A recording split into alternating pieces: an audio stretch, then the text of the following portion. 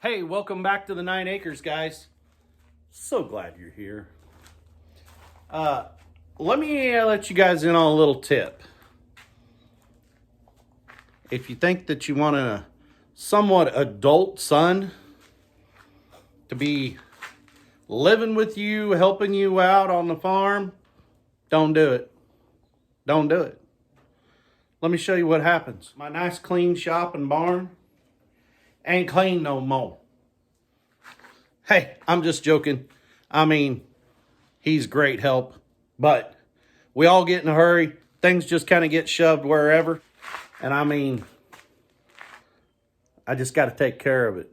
So I'm going to tidy up a little bit because I got a cool project I'm going to work on. Stick around, would you please?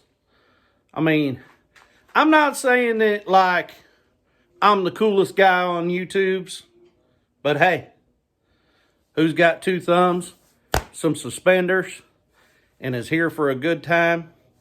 That'd be old Dale. Stick around.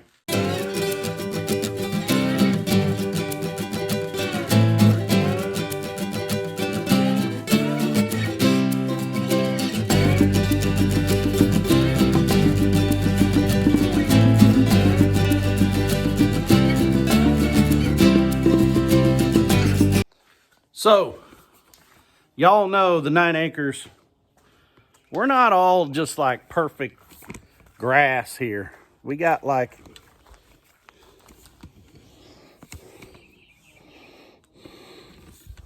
wow, you guys kind of fall down there for a minute. We ain't got like perfect grass right here. I mean, we got sticks and rocks and brush and weeds and everything else. Well, last year, if you paid attention to one of my videos, you seen I purchased this at a auction, which is a 3-point spray rig. I got a 50-gallon tank, a carrier. It's got plumbing on it, some hose. I also got a pump to go along with it, but my pump is stuck. Like it won't turn. So I'm gonna work on that.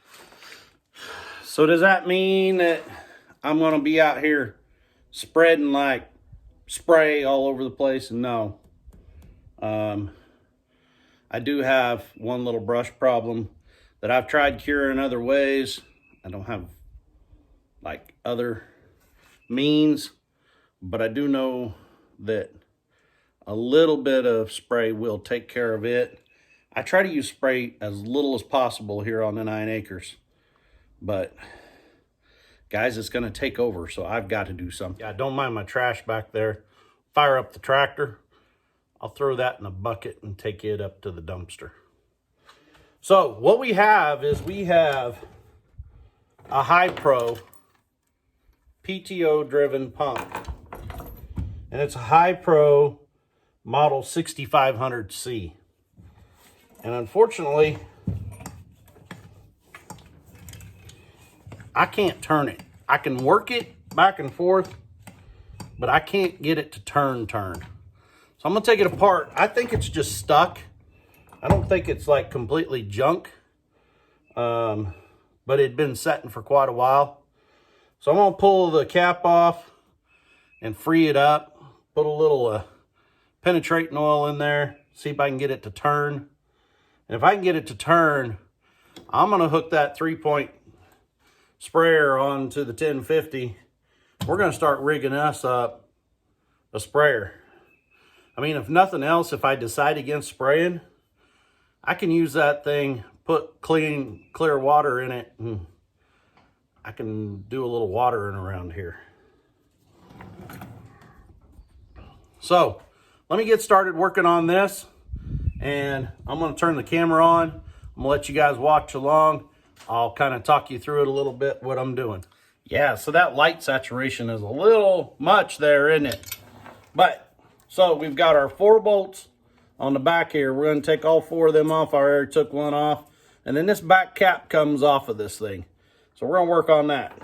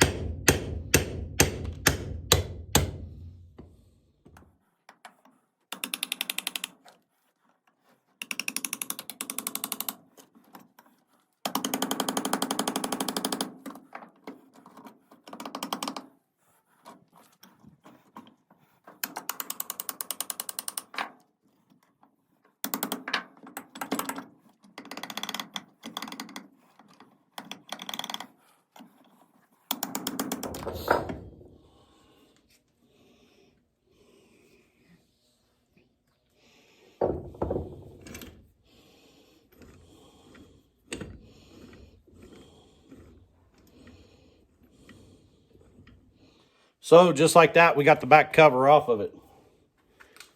Here. Now, I do want to warn you guys, if you notice I took those 4 bolts out, and then I took my cold chisel, once I got it split, and I drove in between here. Be really careful when you're doing that. You can break this. So just gently tap each side. What we're doing is we're trying to get this off of the shaft. Now, I would say we got a little bearing freezage there. I'm going to take me some emery cloth. I'm going to clean up this shaft. I'm going to spray some penetrating oil all over in all this. See if I get it. Because now, this girl turns free. So, I think it's just from setting too long. Probably need to put some oil on it. Let me put a little oil on it and we'll go from there. What you're saying, but Dale, you don't got no penetrating oil sitting there, no WD-40. Yeah, but I got a little extra engine oil. And we're not really trying to free something up. Now I've got it freed up. I just need some lubrication in there so that it can turn free. So I'm going to put a little bit of engine oil.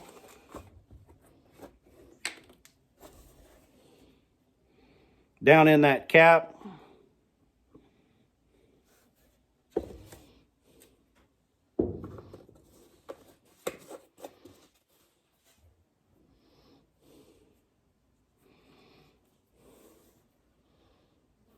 Now I'm going to put that cap back on there.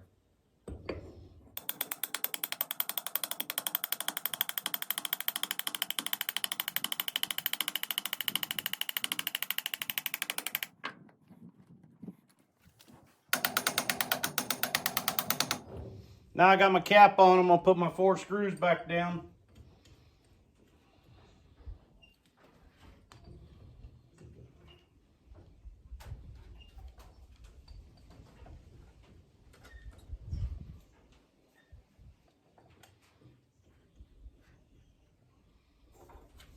Tighten it back up.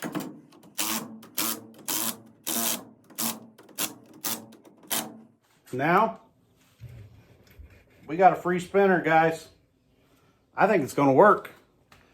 Let's see if we can get this plumbed up and figured out. I'm going to put my tools up. So I thought I'd take a few minutes and explain some things. So if you're unfamiliar with the tractor, this is our 1050 John Deere, and where this sprayer hooks up to is what's referred to as the 3-point hitch. So you have these 2 lift links back here that lift up hydraulically, and there's a 3rd link that's adjustable here that goes. So they call it a 1, 2, 3-point hitch. This used to be real common to use this for like tillage for plows and stuff like that. Most of your modern farmers that have big tractors now, they don't use much 3-point equipment in the Midwest. But we use a lot of 3-point equipment when it comes to lighter duty stuff like sprayers, mowers, bale spears, things along that line. We hook on that 3-point. So this sprayer will hook into this 3-point linkage. And I'll show you some of me hooking it up.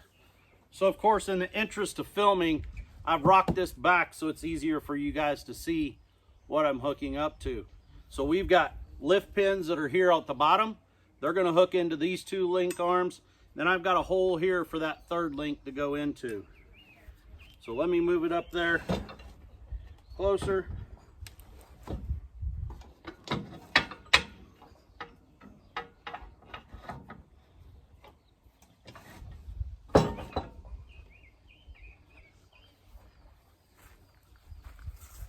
Now most of the time, this isn't going to be as easy to move around as what this is.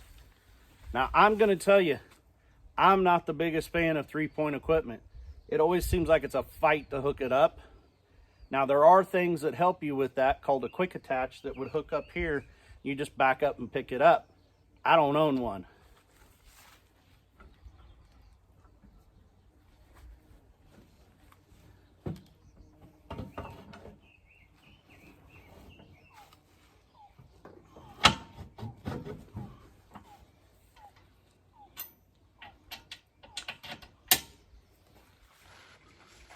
Now you can see what I'm talking about. This pin goes through the end of this arm, and then we could put this linch pin in to prevent the arm from coming off.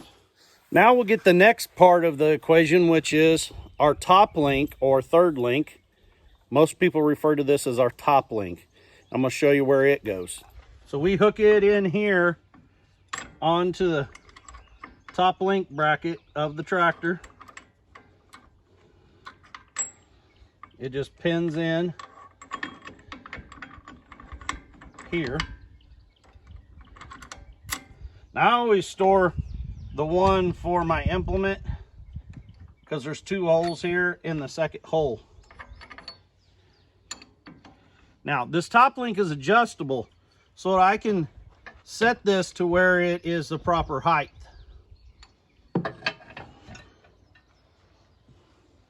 So like I said, we're going to take our top link and line it up here. Hold on, I don't have enough hands. We set some stuff down.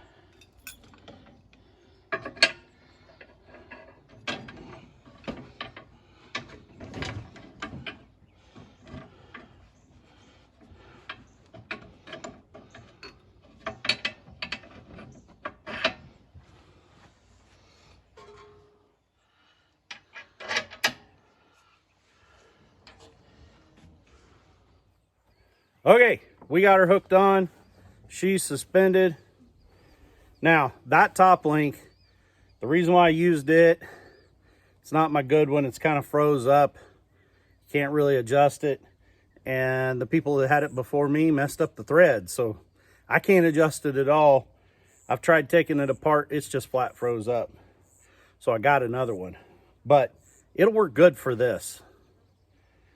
So let's pull this back over by the barn. Let's start seeing what we're going to have to do to plumb up and make a sprayer. So this is a Femco 50-gallon 3-point sprayer. Now, I got a good deal on it at auction. The only problem is I got a pump. It has a controller. It has filters. It has a pressure regulator. I don't have any plumbing, and I don't have any way to spray anything. So I'm going to have to put all that on it. So I'm going to have to plumb it all up. And luckily for you guys, you're going to be here for that. So I've got to get quite a few pieces. I got to get some hose, guys. Need to get a couple fittings to plumb from the pump to my regulator to my shutoff valve. And then I'm going to bring it back here, and I'm going to put a pipe across here, and I'm going to put nozzles off of this bracket, which I've got to look for those brackets and see for sure what size of pipe I need for here that'll shoot like 15 foot that way, 15 foot that way, and cover up the center of this so that I can go broadcast spray without booms. You know, one thing that we got to worry about killing around here, and why I'm building a sprayer, y'all, is we have poisonous hemlock, and it's like rampant. So I've got to spray and try to take care of that and get rid of it. So you guys, I'll have to tune back in after I go get supplies for that to check out when I continue work on that for part 2 or another vlog post. So that's on the back burner because we ain't running to town right now. We got too many other things to do. So we're going to try to work on some other stuff around here. Who knows what kind of project we get into. Nana, she's like a slave driver, man. She works me to the bone. Can't you tell, man?